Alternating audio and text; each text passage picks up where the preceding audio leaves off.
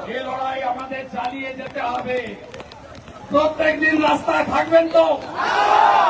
রাস্তায় থাকবেন। বাংলার লজ্জা Kasba law college, south Calcutta law college মমতার সৌজন্যে এটা আজকে বাংলার লজ্জা।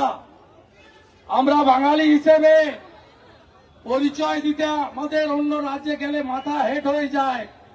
মেডিকেল কলেজ সুরক্ষিত নয়, ল কলেজও সুরক্ষিত নয়। বাড়ির লোককে যতই আটকে রাখুন, বাংলার মা বোনেরা আজকে ঝাড়ু নিয়ে এসছে। ঝাড়ু দেখান না একটু মায়েরা, ঝাড়ু দেখান।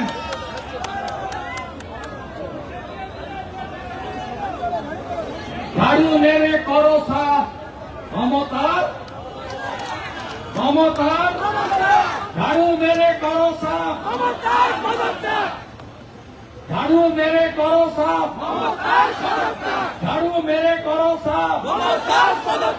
আজকে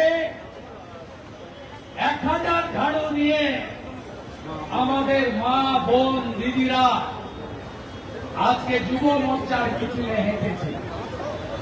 আমরা আওয়াজ দিয়েছি গঙ্গা বাঁচাও, মমতা হটাও। আমরা আওয়াজ দিয়েছি ধর্ষকদের ফাঁসি চাই, আমরা মমতার পতন দেখতে চাই।